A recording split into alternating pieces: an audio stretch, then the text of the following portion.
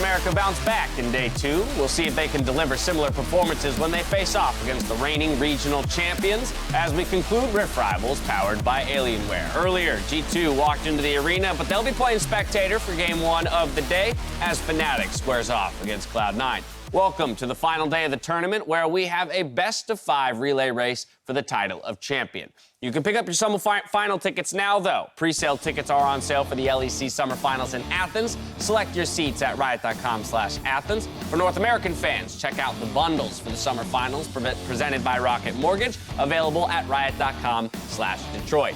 Europe entered day 2 undefeated, but North America bounced back with Team Liquid picking up wins over G2 and Origin, while TSM scooped up a win over Fnatic. Yeah, I mean, it was nice to see the North American teams show some signs of life. They basically won yesterday. We won yesterday. So really we're 1-1. We win day 2, we win 1-1. Yeah, ignore that record at the bottom of your screen there. Completely even. Everyone comes out with a day win. But as we mentioned before, getting some shots of those fancy Team Liquid jerseys. Look how happy they are. Marvel. Now, hey, it's fantastic to get a few wins on day 2 before you head into this best-of-5 relay race. That means each region will have every team play once within the first 3 games of the series. No team can play more than once in those first 3 games until we get to games 4 and 5, where teams can elect to play for a second time. Because EU came out on top in the group stage, though, North America will blind submit their teams for games 1, 2, and 3, giving EU the opportunity to respond. And if the series goes to games 4 and 5, the submissions for both sides will be blind. For game 1, North America has submitted Cloud9. The response from Europe was Fnatic, who will field Broxa in the jungle once again. Yeah, exactly. And because NA is submitting blind, losing the group stage, there's not really a lot of strategy that then goes into it, I don't think. You don't choose any of the matchups. If you get to games 4 and 5, that's when the strategy, I think, comes more into play for North America. I would just put TL second. Okay, reasoning. Simply because they are your best hope. So if you are getting 1 win in the first 3 games, you want to give TL at least a break to prepare for a potential game 4. That will then be a must-win game, and then I assume if we get all the way to 5, it would have to be TSM coming in again. Interesting. Thoughts? Now, my question to you is TL the best hope if it's TL versus G2 every time? Or does TSM have a better chance against Origin or C9 have a better chance against Fnatic? Because everyone's going to agree that TL is the best team in North America, but also that G2 is the best team in Europe. So, where's the best shot? Yeah, you don't really have a choice, I guess, in the first 3 games for NA. If EU decides that it's going to be G2 versus TL, I think no matter who TL plays, they will be the best hope for NA. Right.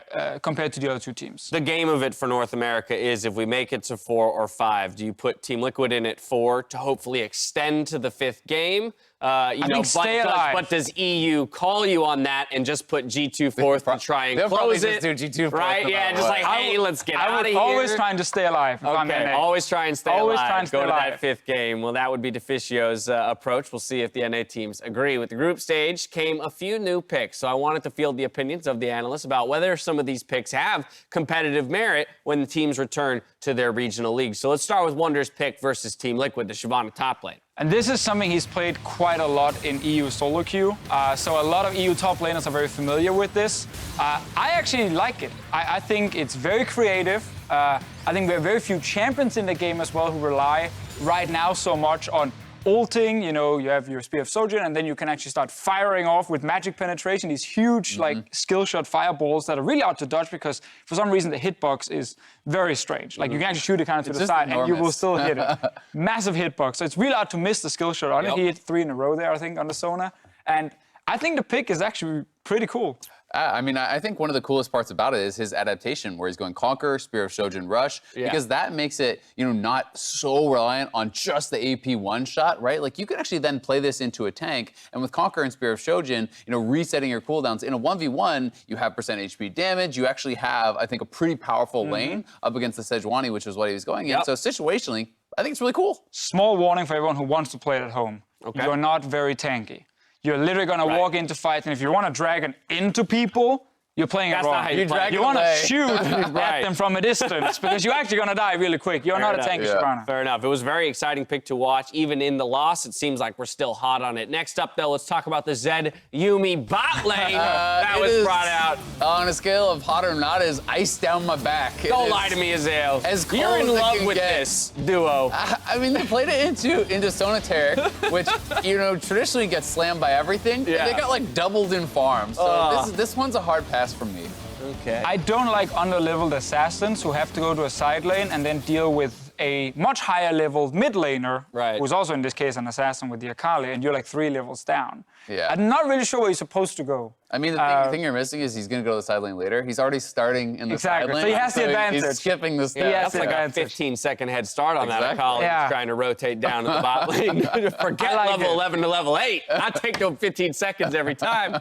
Next up, Kai'Sa mid. I want to talk about this pick. An AD carry finding her way into the mid lane once again. I mean, the seconds of pause there don't give me Origin Deficio, official opinion on. look at him getting a kill right here. I don't think a lot of other mid laners Who else would could have the done same. that? What other champion? Okay, it didn't win yesterday, but I have heard of worse ideas from Nuke Dog than Kai'Sa mid. So What does that mean? well, it means that it's not really that terrible. He says, according to the graphic at least, that it's meh.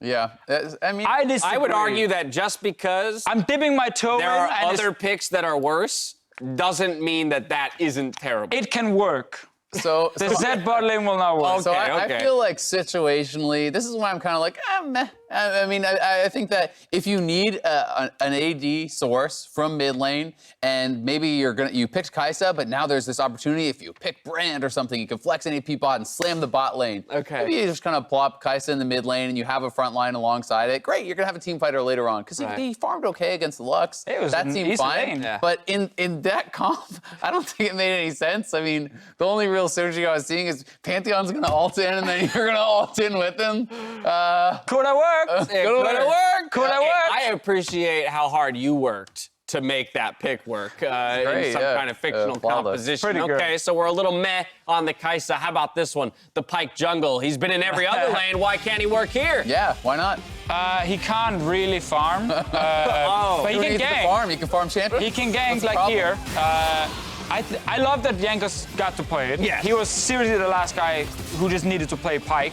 I will still also rate it above Ocelot's Pyke, which I fair think enough. is important to highlight. So if you're really bad at playing Pyke in the bot lane, better to take it in the Right. jungle. Hot or not, Yeah. Ocelot. Not yeah, Ocelot. not is what Ocelot it in is. this case. Exactly. In this- So not that's what we've Ocelot. landed on here. Pyke jungle is not Ocelot, and therefore Yes.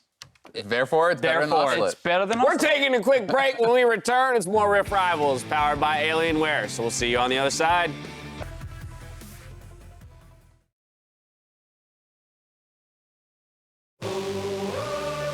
EU is looking insane. They lane swap champions, Now here comes Snoop Dogg. He's ready for the fight. Level 60 goes on this game. they just lane swap players and stuff. They just pick like random champions as well. Full Dragon, he does so much damage. I don't think it's possible for us to lose. I don't think Euro will lose. I think NA already lost. Now, almost there, but the stun is going to connect. I think if we can play Pyke jungle, Bard, Zoe bot lane, and everyone is kind of first timing our champs, then I think they just can't win. TL beat G2, which was pretty surprising. Maybe TL can carry NA. Team Liquid finally striking the group stage at Rift Rivals. NA surely has made a pretty good comeback in day 2. Every EU team has lost 1 game each, I believe. Marching it down to USA Champs. The LCS studio has woke up.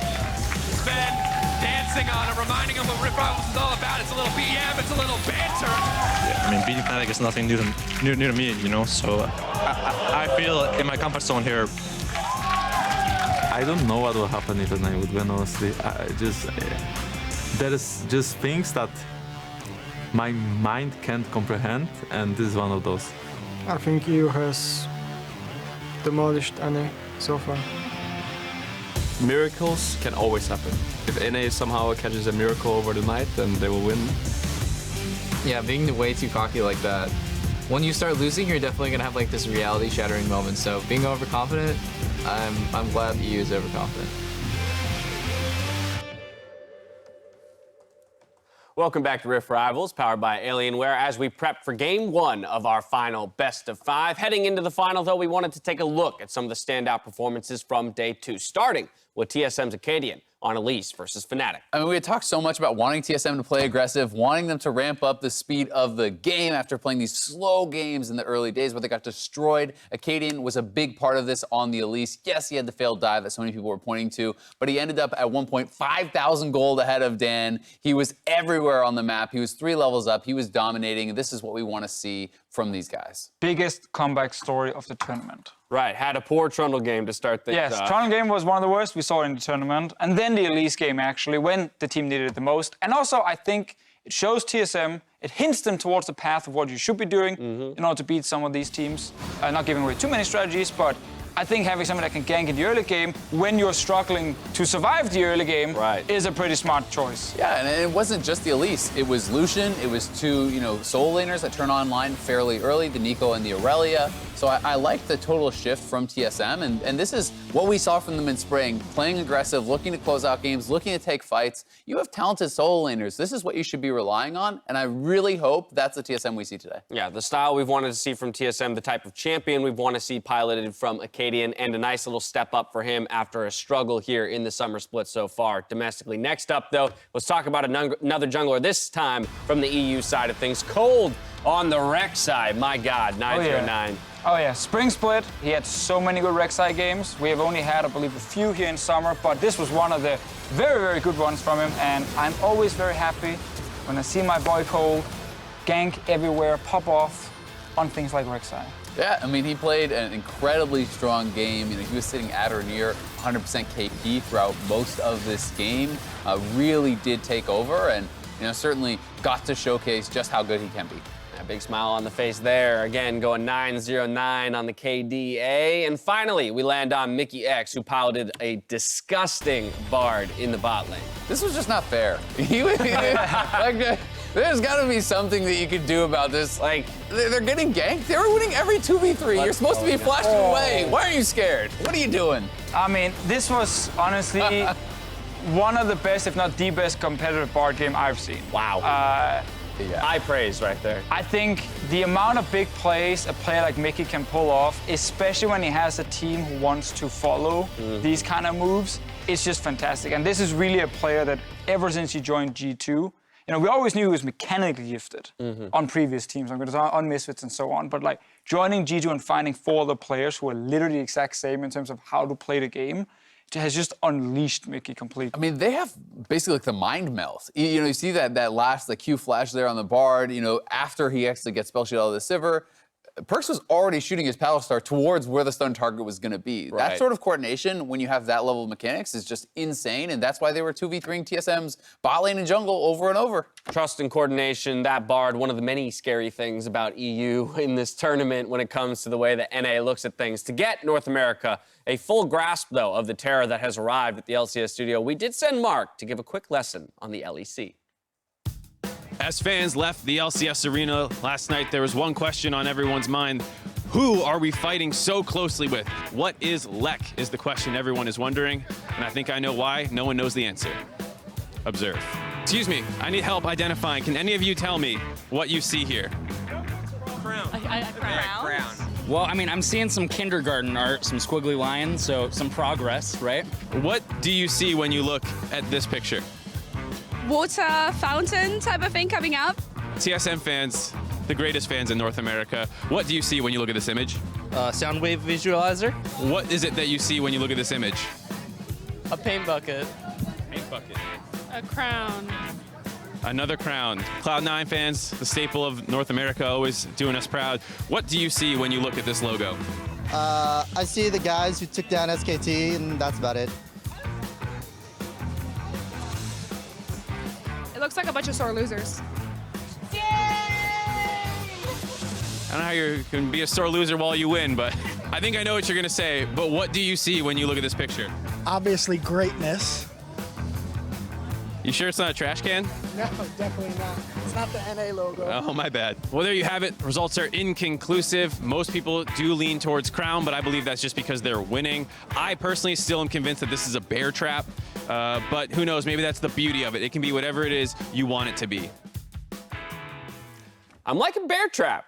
I'm like, what do you see, Azale? I was pretty convinced by the paint bucket when it's upside down. Paint bucket upside down. I mean, it's the drips down the side. Mm-hmm. The Fischio. You guys are really jealous. What about you? I see a crown. A crown? Yeah.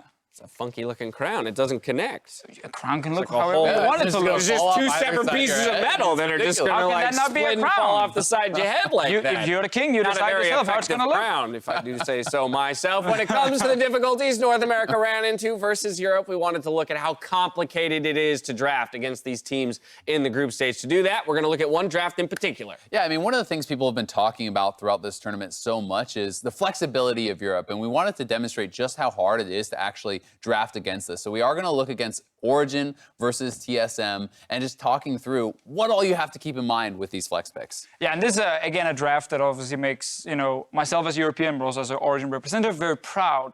This really shows the amount of choices you're constantly offering for your own team in terms of where people want to go, but also what the other coach has to constantly think about, which is obviously a little bit unfair. In this case here, when he gets the first pick Yuumi on the TSM side, that's going support. Right. So Origin already knows what's happening with that first pick. Exactly. Origin knows exactly where the Yuumi is going. When you're looking over at this Yasuo, not only are you not sure which lane it's going, you're not sure which player is going to be piloting it, you have to now think not only, okay, we want to have Yuumi, what AD would make it safe with the Yuumi if it's going to be going bot lane? What can I not pick in top or mid lane that would actually be able to be countered by the Yasuo if it is flexed in that direction? And, who is going to be playing it? Where do I go? You're limiting yourself already in a lot of picks and having to think through so many things in a short amount of time. And then there's, of course, matchups, there's small combos that you're looking at, like Sejuani, Yasuo always Do you been, want to take away great Gragas? combo. Yeah, things like Gragas you have to consider with Yasuo. Other knock-up champions, especially again, because you don't know exactly where it's going.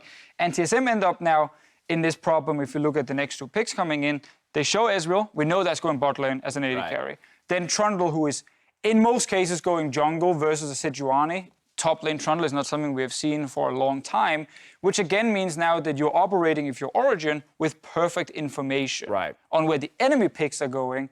But on your side, you now have Sejuani who can go jungle or top or support. You have Yasuo who can go to effectively all three lanes. You have Pyke who can go, if you ask G2, to all 5 places. But if most other teams, you look at top lane Pyke, you look at support Pyke, maybe as the standard, maybe mid. Yeah. So if you are TSM, you really have no clue what's actually being drafted here. Exactly, and you can actually see that reflected somewhat in the bans, right? TF, they're saying, okay, well, we're not sure if this Yasuo is going to go mid lane. Let's get TF off the table. That's a pretty meta pick. The Gragas, most people think of as a jungler, but we have even seen it shown as a support. So you're worried, okay, well, could the Sejuani be flexed elsewhere? Could this be going jungle? Is this a support for a Gragas Yasuo bot lane? You're already getting an additional advantage in just what the other team is spending its bans on. Right. And if you're looking at the full 5 bans from TSM, I think then you end up seeing a lot of these respect bans in terms of the Gragas, because what if the Pyke maybe goes somewhere else, or the Sejuani, the TF as well, because you're not really sure, can we deal with this now that they have some of these really good wombo combos like,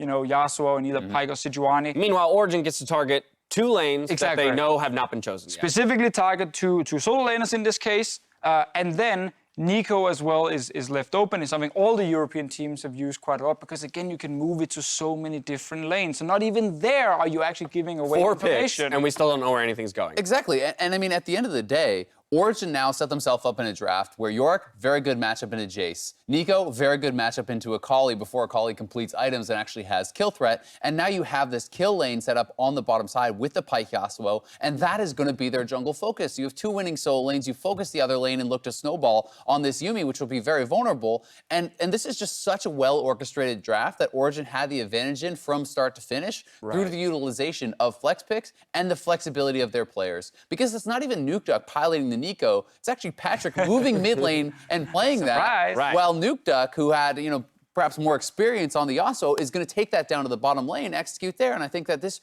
really illustrates how much you have to think about on the other side and how easy it is to get outdrafted when you have this additional flexibility. You have to be deciding what you're going to do within a matter of seconds. And Origin had full information. TSM has no idea what's happening. Yeah, adding just another layer to the whole aspect of Champion Select is the ability to swap players between lanes. This is just Origin we're talking about. You add to that G2 is another, monster in the same regard, and Fnatic just the same. Again, all of those teams have their different flex picks that they can go towards, different players, different options, and it just becomes mountingly more difficult for NA teams to try and attack that. Now, with all of this understood, right, the mountain that is, before North America to climb in this best of 5, we have to return to the first matchup of the day. Cloud9 submit blind. Fnatic is the response from Europe. Broxa is coming back into the jungle. Cloud9 is still playing with Blabber in at the marksman position for Sneaky. So let's talk about this matchup and how it might play out. Well, yesterday we saw C9 against us. They put Blabber mid on Aatrox and they put Niski on Sivir. Yes. So they decided, okay, let's still go for traditional AD carry, even though we don't actually have an AD carry player here.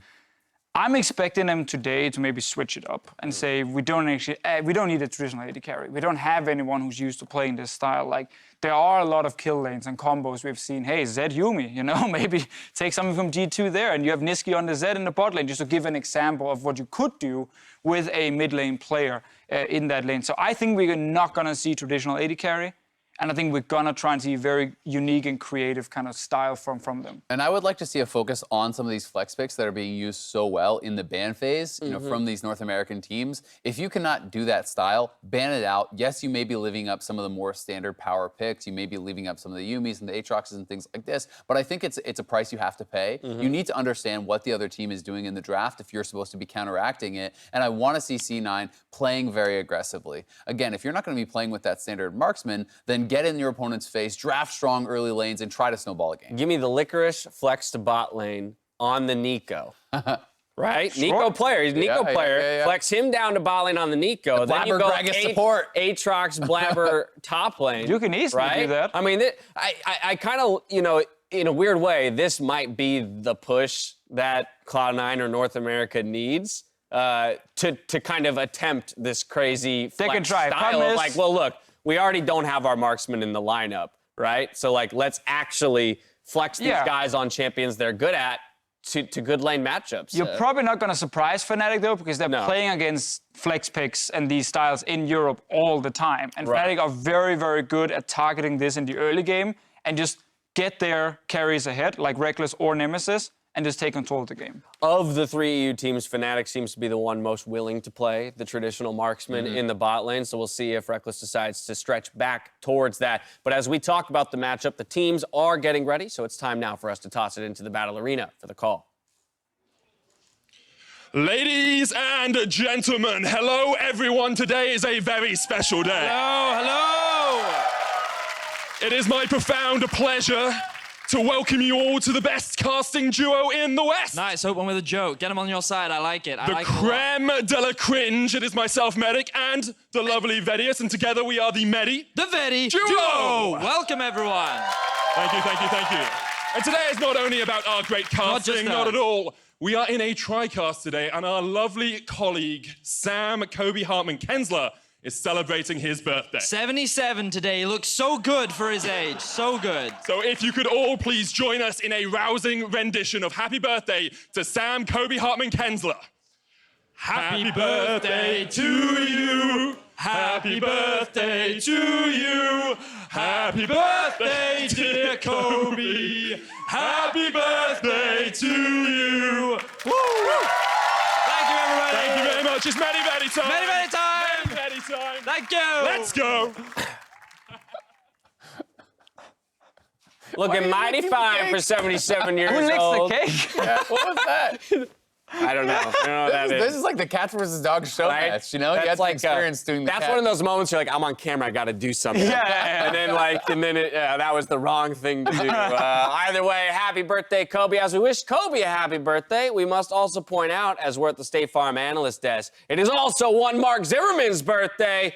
Look at that happy face there. Yeah, beautiful face. Get to see it all the time. We're not singing for You know what? He rarely looks this happy, though. I was gonna say in the studio. I would be pleasantly surprised to find that he is giving that exact look to his television at home right now in watching us wish him. Yeah, I hope he birthday. spends it doing the things he loves, you know, being grumpy, playing TFT, sitting on the couch, complaining about things, watching anime, procrastinating. No, keep going. Much love, Mark. We miss you. I'll see you next week for the LCS. As the casters get set up for Game 1, we'll be taking you through Champion Select here on the desk. As we've talked about, that's already a very tall task for any of these North American teams, and I'm very curious to see how Cloud9 ultimately approaches it. We have brought up the suggestion of, hey, take all the meta bans, throw them out the window, because attack